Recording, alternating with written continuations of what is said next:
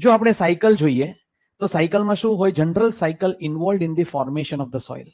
સોઇલના ફોર્મેશનમાં કઈ સાયકલ હોય? સૌથી પહેલા આવું જ થયું હશે કે તમે જ્યોગ્રાફી જોશો તો સૌથી પહેલા તમે જોશો કે કેટલી બધી ચટ્ટાનો બની હશે. હવે કેટલા વર્ષો પહેલાની વાત કરીએ, 1000 years બેક, તો બધા ચટ્ટાનો હતા, રોક. એ રોકમાં શું થયું? રોકમાં સૌથી પહેલા વેધરિંગ થઈ. શું થઈ? વેધરિંગ થયું. પેરેન્ટ રોકના અંદર વેધરિંગ થયું. પાર્ટિકલ બધા શું થયા? પાર્ટિકલ વેધર થઈને કોઈ પાર્ટિકલ જ રહી ગયા, કોઈ પાર્ટિકલ શું થયા? ટ્રાન્સપોર્ટ. એટલે પહેલું તમારું થયું વેધરિંગ. વેધરિંગ પછી પાર્ટિકલ અહીંયા તમારે ઇરોઝન થઈને પાર્ટિકલ શું થયા? ટ્રાન્સપોર્ટ થયા. હવે ટ્રાન્સપોર્ટ થઈને કશે સેટલ તો થશે ને. ટ્રાન્સપોર્ટ થયા એટલે તમારું બીજું પ્રોસેસ શું આવ્યું? બીજું પ્રોસેસ આવ્યું તમારું ટ્રાન્સપોર્ટેશન. ટ્રાન્સપોર્ટેશન થઈને પાર્ટિકલ કશે શું થયું? ડિપોઝિટ. પછી શું થશે? કશે ડિપોઝિટ થયું એટલે પહેલું પ્રોસેસ શું હતું? ઇરોઝન. પછી શું થયું? ટ્રાન્સપોર્ટેશન. પછી કઈ કશે જઈને શું થયું?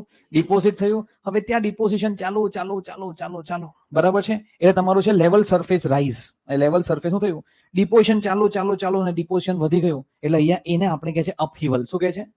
એટલે હવે શું થશે? જે જગ્યા પર સોઇલ બની હશે એ જગ્યા પર કેટલા વર્ષો લાગશે? 1000 વર્ષો. ત્યાં બી સોઇલ ભેગી થશે, ભેગી થતી જશે, ભેગી થશે, ત્યાં ચટ્ટાન બનશે. અને પછી એ જ પ્રોસેસ કન્ટિન્યુઅસલી શું થશે? ચાલો. એટલે પહેલું વેધરિંગ, પછી ટ્રાન્સપોર્ટેશન, ડિપોઝિશન અને અપહીવલ. પછી કેટલા વર્ષો પછી અપહીવલ તમને જોવા મળે? પછી અપહીવલ પછી પાછું શું? વેધરિંગ. પછી પાછું ટ્રાન્સપોર્ટેશન, પાછું ડિપોઝિશન, પાછું upheaval. But this will take huge amount of years.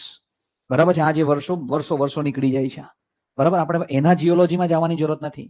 આપણે ખાલી એટલું ધ્યાન રાખવાનું, વેધરિંગ, ટ્રાન્સપોર્ટેશન, ડિપોઝિશન અને અપહીવલ. આ સાયકલ તમારી હોય તેને પેડોજેનેસિસ કહે છે, જનરલ ફોર્મેશન. આને આપણે શું કહે છે? આને આપણે કહે છે જનરલ ફોર્મેશન.